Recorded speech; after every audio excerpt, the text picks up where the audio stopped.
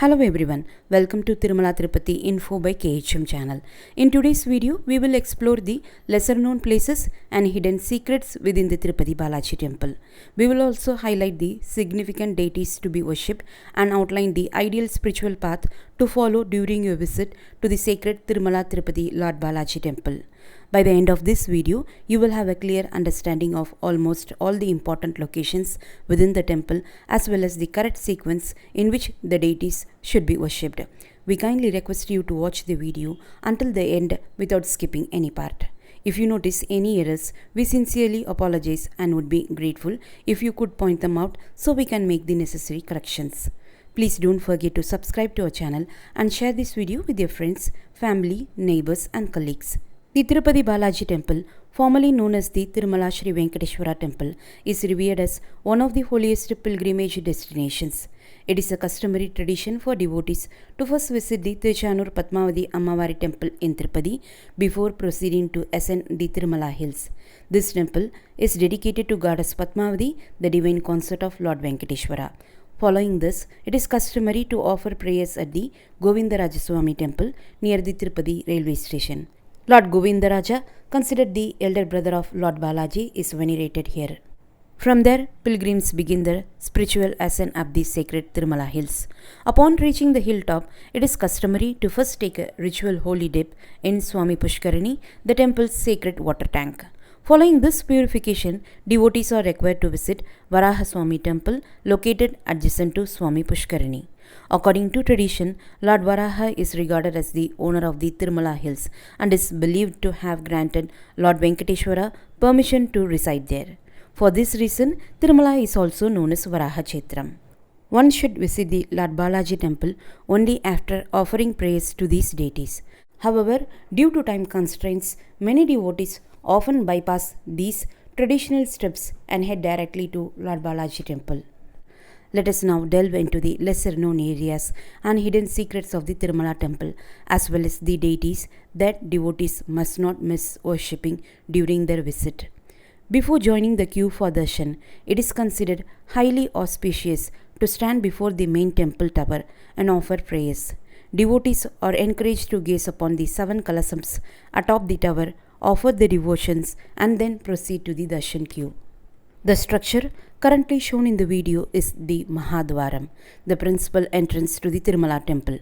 At the base of this gateway, on either side, are the figures of Sanganidhi and Padmanidhi, 2 of the 9 treasures of Lord Kubera. Sanganidhi holds conch shell, while Padmanidhi bears lotus flowers. These guardian deities safeguard the wealth of Lord Balaji Temple, and it is customary to offer prayers to them before entering into the temple. Upon stepping through the Mahadwaram, to your right, you will notice a board labelled Anantalvar's crowbar, above which hangs a large iron crowbar. Anantalvar, a devoted disciple of Lord Venkateswara, had cultivated a flower garden solely for the service of the deity. One day, the Lord himself appeared in the garden. Mistaking him for an intruder, Anantalvar threw his crowbar at him, unintentionally injuring the Lord's chin. Blood began to flow and edible camphor was applied to stop the bleeding. To this day, camphor is visible on the chin of the main deity in the sanctum. Anantalvar later realized his error and sought forgiveness. Devotees often pass here to offer sincere prayers. Next to Anantalvar crowbar, you will enter the Pratima Mandabam, also known as the Krishna Devaraya Mandabam. On the right side stands the statue of illustrious Emperor Sri Krishna Devaraya with Chinnamma Devi and Tirumala Devi. These idols are also visible on the left side as you exit the temple after darshan. To the left of Anantalvar's crowbar are statues of Achyutarayalu and Venkatapati Rayalu, and all of them has played significant roles in the construction and development of the temple. Nearby, a passage leads to the Kalyana Utsava Mandabam, where ceremonial wedding rituals, Kalyana Utsavam Sevas, are conducted during the morning hours. You will also observe TTD personnel monitoring the premises from a glass enclosed cabin in this Pratima Mandabam, equipped with CCTV surveillance for security and crowd management. Beyond the Pratima Mandabam, you will enter a spacious open portico known as Padikavali, which is beautifully decorated with colorful rangoli patterns on the floor. To the left of this open portico lies the Ranganayakula Mandabam, also referred as Rangamandapam. To the right is the Ayana Mahal, also known as Addala Mandabam or Unjal Seva Mandabam, where Lord Venkateswara is ceremonially seated on a swing during Unjal Seva. Inside the Ranganayakula Mandabam, one can witness the majestic Sheshavahanam, a sculpture depicting a seven-hooded serpent. Above this Vahanam is an intricate carving of Lord Tirupati Balaji accompanied by his consorts. The Darshan queue passes through this mandabam, offering devotees a brief moment to offer their prayers to the deity and the serpent vehicle. Directly opposite the Ranganayakula Mandabam stands another significant structure known as the Ayana Mahal, also referred to as the Addala Mandabam or Unjal Seva Mandabam or Dolotsava Mandabam. The Unjal Seva is performed here daily. This mandabam features a small mirror-lined room with a centrally placed swing, enhancing the spiritual ambience. After passing through the open portico, devotees arrive at the Dvajastambam Mandabam, which houses the Dvajastambam flagpole and the Balipeetam. The positioning of the Balipeetam symbolizes the need for devotees to approach the temple with purity, humility, and detachment from worldly matters. Here, priest offers Naivedyam to the Ashtradik Balakas. To the right of the main Balipeetam is a smaller Balipeetam where Naivedyam is offered to Lord Rudra, the guardian deity of the temple. Lord Rudra here is also known as the Kshetrabalaga of the temple. Devotees pass briefly here and offers prayers while proceeding in the queue. To the left of the Dvajastambam Mandabam lies the Tirumala Mandabam where the Srivari Tulabaram scale is located. Devotees who wish to perform Tulabaram must do so here before proceeding for Lord Balaji's Darshan. Within this mandabam, a small four-pillared mandabam is used for special rituals involving the Utsava Murtis during the Brahmotsavam festival. Behind the Srivari Tulabaram, there are statues of Raja Todarmallu, Pita Bibiji and Mata Mohanadi. Adjacent to these statues is an alternate entrance to the Kalyana Utsav Mandabam, through which devotees exit after completing the Kalyana Utsavam Seva and proceed toward the main sanctum for darshan. Immediately after crossing the Dvajastambam Mandabam, devotees come to the silver entrance known as Vendivakili or Nadimi Padikavali. Above this entrance is a carving of Goddess Mahalakshmi where devotees offer prayers. On either side of the Vendivakli or glass panelled sections. On the left, there is a sculpture of Hathiram Babaji playing dice with Lord Balaji, while the right side depicts the coronation of Lord Sri Rama. Additionally, the panels on the left door showcase Gajendra Moksham, Lord Garuda and Lord Satyanarayana respectively, and on the right door, the panels depict Lord Ulagalanda Perumal, Lord Anjaneya and Lord Satyanarayana respectively.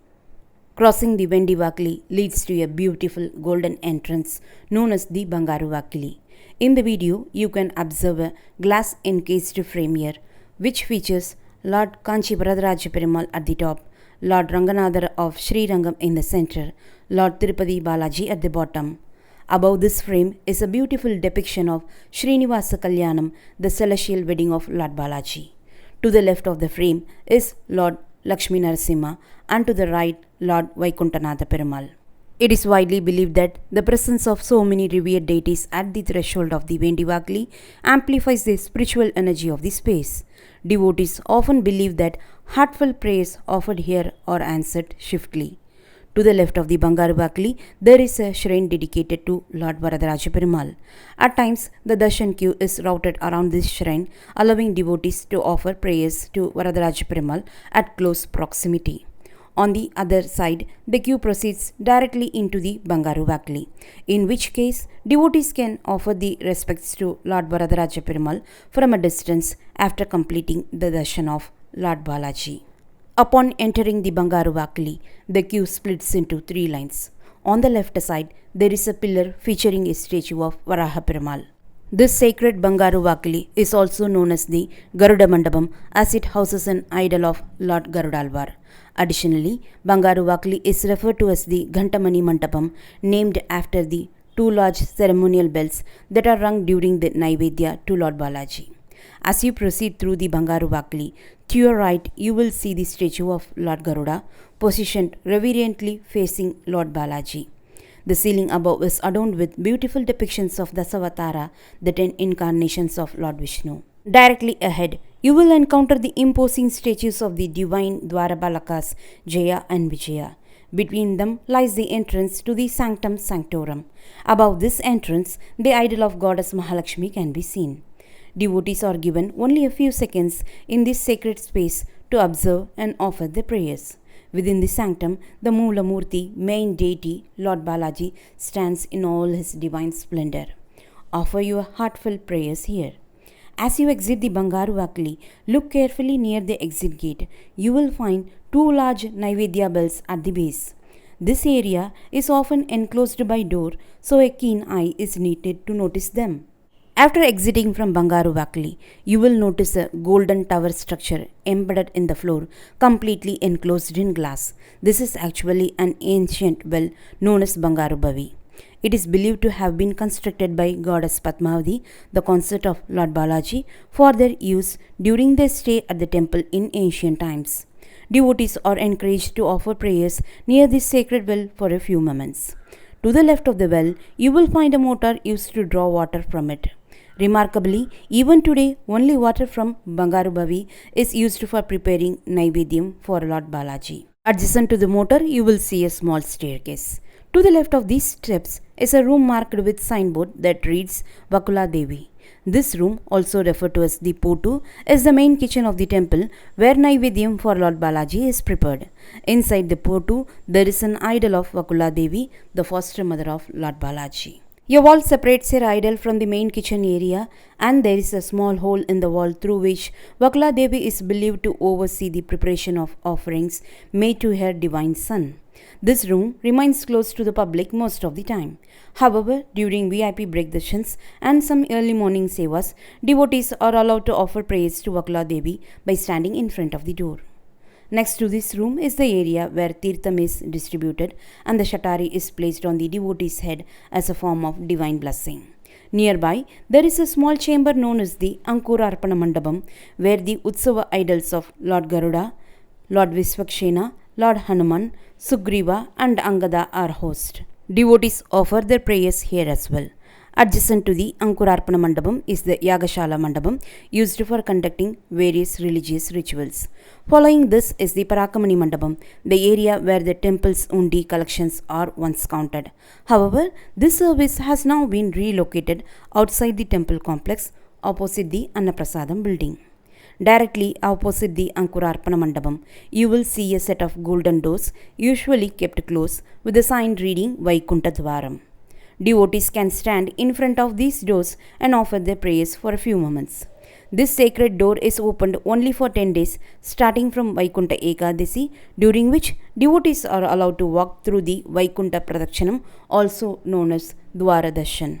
Finally, next to the Parakamani Mandapam is a room called the Chandana Ara, where sandalwood and other sacred substances are ground on large stones in preparation for Lord Balaji's Abhishekam. Near the Chandana Ara, you will find many devotees standing on these steps in prayer. Stand on these steps and look up toward the top of the temple. You will see the Vimana of the Ananta Nilayam. Ananta Nilayam is the sanctum sanctorum of Lord Balaji. The tower situated above this sanctum is known as Ananta Nilaya Vimana. Atop this Vimana, you will notice a silver arrow pointing upward. This is where you will find Lord Venkateswara, a divine replica of Lord Balaji of Tirupati. Since many devotees may not have the time or opportunity to offer their prayers inside the Bangaru Vakli, they choose to pray from this very spot. Take a moment here as well to offer your prayers. After crossing this point, you will arrive at the location currently shown in the video. I have marked various landmarks in the image to help you identify them easily. To the right of this spot is the shrine of Sriman Ramanujar, also known as Bhashyakaralu Sannidhi. Just before reaching this shrine, there is a small room called Sabera, where the Vastrams, divine garments of Lord Balaji, silver vessels used for puja, and silver bedding used during night time for Lord Bhogashrinivasamurti are safely stored. On the left side, you will see a large Shrivari Undi. In this place, you can spot the deity goddess Varamahalakshmi adorned with the golden covering and also referred to as Bangaru Lakshmi. There is a undi placed beneath this idol as well. To the left of Bangaru Lakshmi is the exit door of Vaikunta Pradakshanam, and above this door you can observe the Dasavatara figures beautifully covered in gold plating. Inside, near the exit door, is the Visvakshena Sannidhi, which is not visible from the outside. Visvakshena is considered as the commander-in-chief of Lord Balaji's divine army. You are encouraged to offer your prayers here and seek the blessing of these revered deities. The area you currently see in the video lies between the Sabera and the Sriman Ramanujar shrine. This small room is called Sankirtana Bandaram, where in earlier times Annamacharya's poem inscribed on palm leaves and plates were stored. These valuable manuscripts have since been relocated for preservation and study. Adjacent to Sriman Ramanujar Sannidhi is the shrine of Yoga Narasimha, where you can also offer your prayers. To the left of this shrine stands a significant pillar known as the Sankustabana Stambam, the very first pillar laid as part of the foundation for constructing this inner sanctum, referred to as Vimana Pradakshanam. In front of the Yoga Narasimha shrine, you will notice a large stone called the Parimala stone. In earlier days, this was used to grind sandalwood for the Abhishekam of Lord Balaji. Although no longer in use, many devotees write their wishes on this stone, believing that their prayers will reach the Lord during Abhishekam. After offering your prayers at these sacred spots, you will exit the Pradakshanam and come out through the Vendivakali, the silver gate. Next, we come to the Prasadam counter, where Prasadam is distributed to devotees. On the left side of the counter, there is a kitchen area referred to as Potu, where traditional sweets and savories such as jalebis, laddus and vadas are freshly prepared. Another similar kitchen is also located nearby the Prasadam counter. The entire section of the temple, which houses the Prasadam counters and the Dvajastamba Mandabam, is also known as Sampanki Pragaram. In ancient times, this area was filled with sampanki trees, which are known for their fragrant flowers, beloved by Goddess Mahalakshmi. As you move past the Prasadam counter, you will notice a tall, black, tank-like structure known as Pulabavi. This is actually a well that was traditionally used to respectfully dispose of the used garlands and flowers offered to Lord Balaji. However, the well is now closed. These used floral offerings are currently collected and stored near the Seva Sadan building. To the left of the Prasadam counter, there is a room known as Yamuna Thurai, where garlands for Lord Balaji are made and tied. Inside this room, there is a small shrine dedicated to Lord Krishna. It usually remains closed, but during cleaning or when the doors are open, you may catch a glimpse of the deity from outside. Take a moment to offer your prayers here as well. Please note that the garland preparation area has also been relocated near Seva Sadan.